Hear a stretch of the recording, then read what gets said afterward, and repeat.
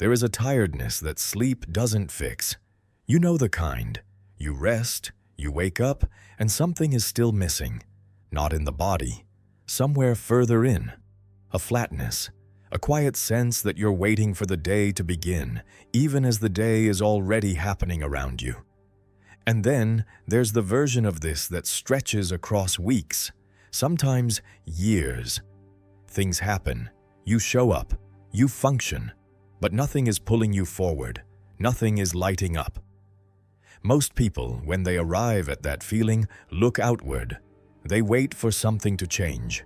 The right project, the right person, better circumstances, a break that finally lands, something that will arrive and close the gap. That instinct is the problem.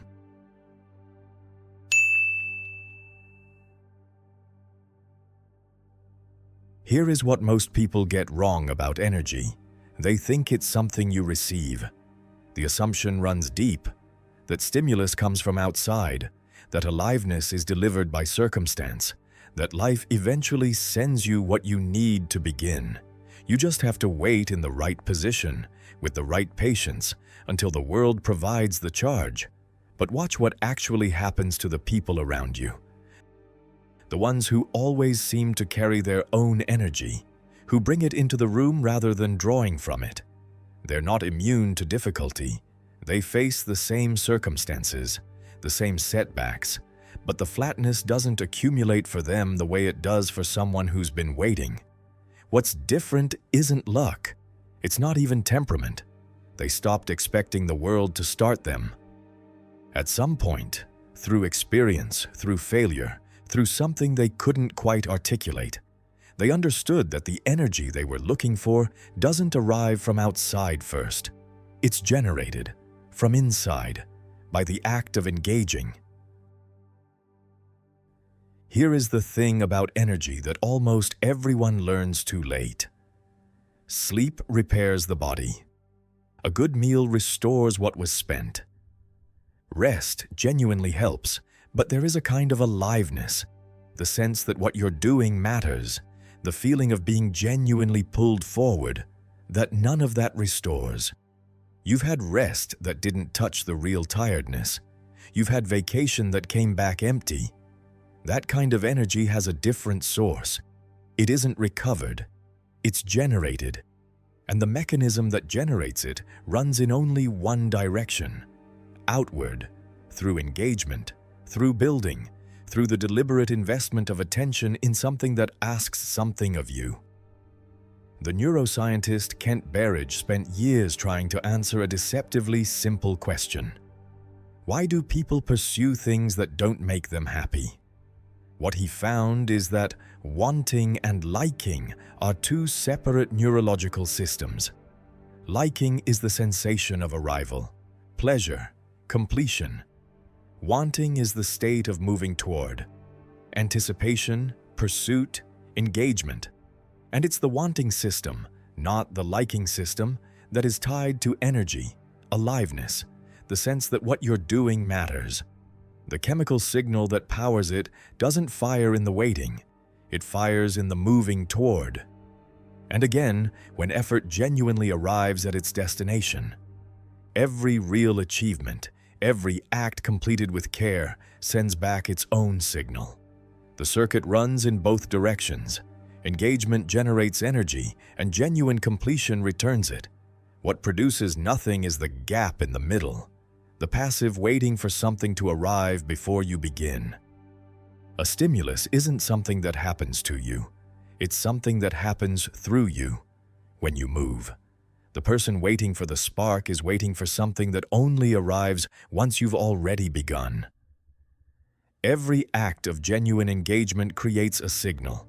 That signal becomes fuel. Not fuel from the outcome, fuel from the doing itself. When you take something seriously, complete what you started, invest attention in something that demands it, the response that follows isn't just satisfaction, it's a charge, a momentum that makes the next effort slightly more available than the one before. The stimulus generates more stimulus, the energy compounds. The person who builds, who genuinely engages day after day isn't drawing on a fixed reserve that will eventually run out. They're operating from a source that replenishes through use. The opposite is also true. When nothing is being built, when no genuine engagement is happening, there are still stimuli, but they run in the other direction. The specific restlessness of a day when nothing was moved. The inner noise that fills the space where real activity should be. The vague dissatisfaction people call boredom. But that isn't quite boredom, it's something heavier. The signal of a being designed for engagement sitting idle. That is not rest. That is a drain wearing the mask of rest. And it compounds too. The less you engage, the less capable you feel of engaging. The more you wait, the more the capacity to generate your own momentum atrophies, until you genuinely can't imagine where the energy to begin would come from. It isn't a character flaw, it's a direction you've been moving in. Here is what changes when you understand this. You stop asking, "How do I get motivated?" and start asking something sharper. What am I building, right now, with what I have, that will generate its own pull?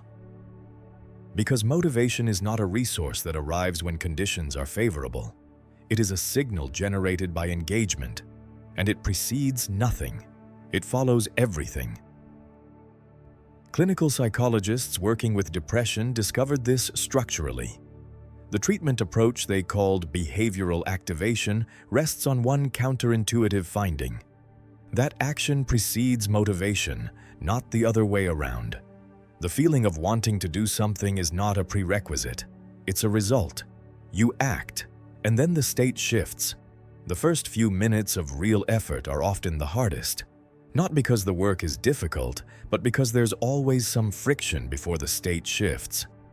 Stay past it, without retreating, without deciding it proves something about the difficulty of starting. And the momentum builds. The doing starts to feed itself. Discipline helps. Talent helps. Favorable circumstances amplify. But none of them are the source. They intensify what's already moving.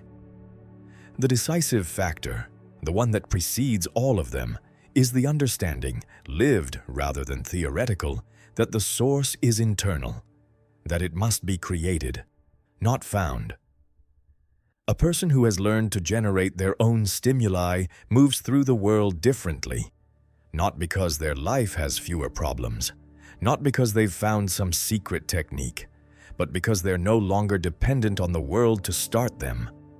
Adversity doesn't flatten them the way it flattens someone waiting for things to improve before they begin, because their energy isn't coming from the situation. It's coming from what they're building inside it. The stimulus doesn't require perfect conditions.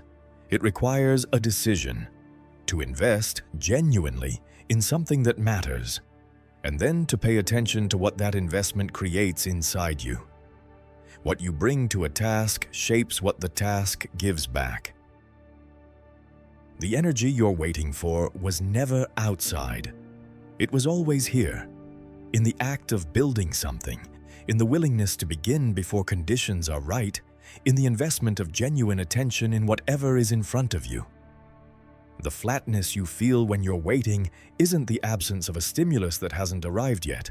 It's the absence of the effort you haven't made yet. Start there. Just do it. The rest follows. Before you go, I want to ask you something.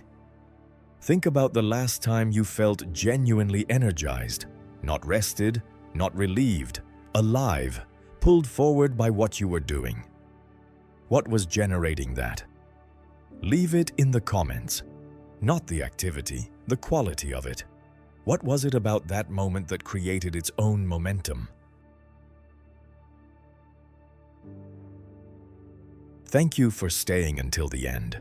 Your time is valuable, and I genuinely hope this was worth it. If this video left you with something, a thought, a shift, a question you didn't have before, a like helps it reach someone else who might need it too. And if you want to keep going, subscribe, and turn on notifications. See you in the next one.